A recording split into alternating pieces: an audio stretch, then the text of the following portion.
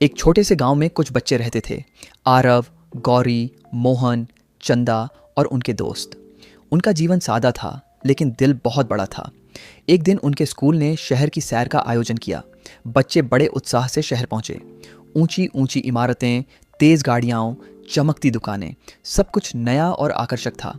लेकिन तभी उनकी नज़र सड़क किनारे बैठे कुछ बच्चों पर पड़ी। वे फटे कपड़ों में, नंगे पांव, तेज धूप में हाथ फैलाए बैठे थे। एक छोटा बच्चा बोला, दीदी, कुछ खाने को दे दो। गौरी की आंखें भर आईं।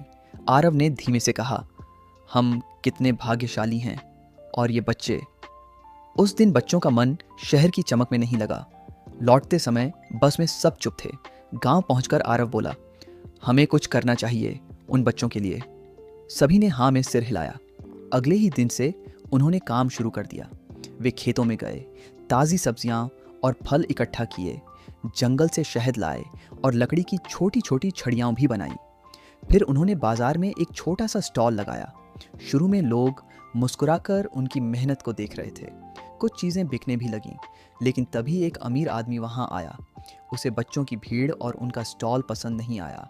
वह गुस्से में बोला, ये सब हटाओ यहाँ से। और उसने गुस्से में आकर उनका छोटा स्टॉल उलट दिया। सब्जियां इधर उधर गिर गईं, शहद की बोतल टूट गई और बच्चों की मेहनत बिखर गई। चंदा रोने लगी, हम तो अच्छा काम कर रहे थे। फिर भी। आरव ने गहरी सांस ली और कहा, हम हार नहीं मानेंगे। अगले दिन उन्होंने फिर से कोशिश की, लेकिन इस बार अलग तरीके से।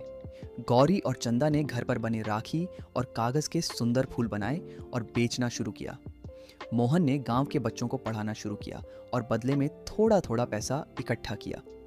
आरव और उसके दोस्त सुबह सुबह लोगों के घरों में अखबार बांटने लगे। कुछ बच्चों ने बुजुर्गों की मदद की, किसी के लिए पानी भरना, किसी के खेत में छोटा मोटा काम करना।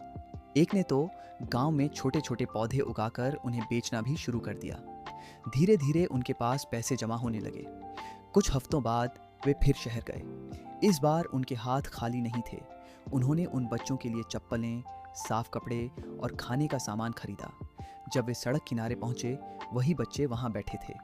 आरव ने मुस्कुराकर कहा, इस बार हम तुम्हारे लिए कुछ लाए हैं। शहर के बच्चों की आंखें चमक उठी। उन्होंने चप्पलें पहनी, नए कपड़े पहने और पेट भरकर खाना खाया।